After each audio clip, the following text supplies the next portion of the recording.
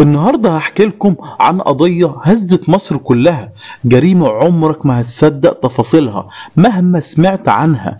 زوجة باعت جوزها، وصديقة خانت صاحبتها، وعشيق لنفسه في النهاية على حبل المشنقة. أحداث هتخليك متجمد في مكانك ومش هتعرف تسيب الفيديو ولا ثانية واحدة. يلا بينا نعرف البداية كانت فين وازاي انتهت الحكاية بأبشع نهاية. القصة حقيقية حصلت في منطقة العمرانية بمحافظة الجيزة، وبدأت أحداثها سنة 2017 واستمرت لحد 2022. هناء يوسف سيدة بسيطة جاية من محافظة المنيا مع أهلها، اتجوزت من كامل وتأجروا شقة صغيرة علشان يبدأوا حياتهم.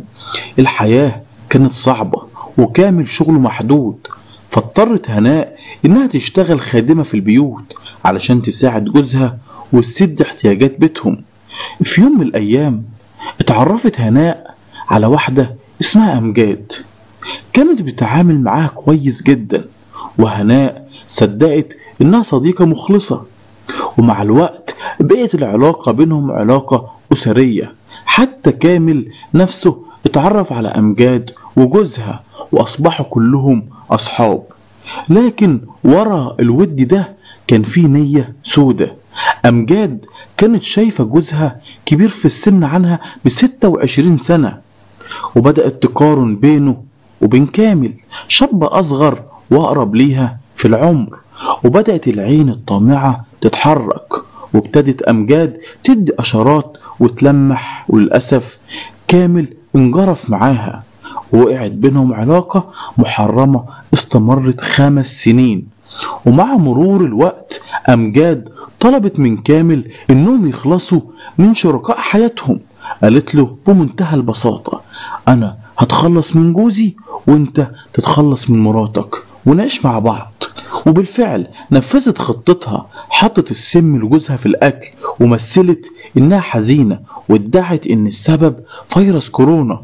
الناس صدقت، لكن لما جه الدور على كامل اتراجع، رفض يقتل مراته أم أولاده.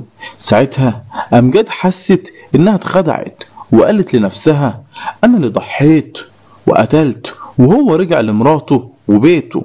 ومن هنا قررت تنتقم. خططت لقتل هناء، اتصلت بيها وقالت لها إن في شغل تنظيف في شقة وهتاخد أجر كويس.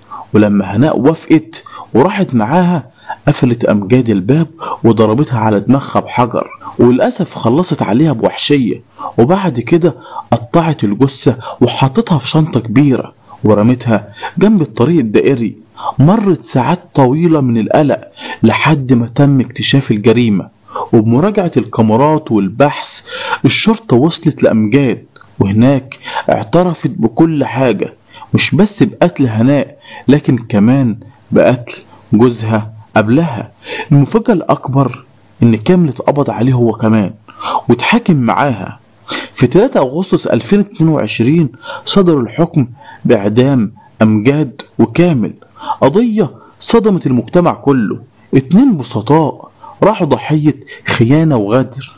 هناء اللي صدقت صاحبتها اتغدر بيها، وزوج أمجاد اللي عاش سنين معاها انتهت حياته على ايديها. الخيانة مش بس بتكسر القلب، احيانا بتنهي حياة كاملة. والغدر مش بيجي من الغريب، غالبا بيجي من اقرب الناس ليك.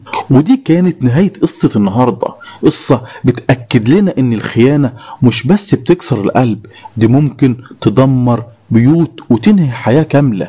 يمكن الغدر بيجي من اقرب الناس ليك، علشان كده لازم نفهم ان مش كل اللي بيضحك في وشك بيحب لك الخير. لو عجبتك القصة دي ما تنساش ان اللي جاي اخطر واغرب، قصص واقعية هتخليك تعيش كل تفاصيلها معانا. اشترك في القناة وفعل الجرس، وخليك دايما مع الصندوق الاسود، المكان اللي كل يوم بيكشف سر جديد.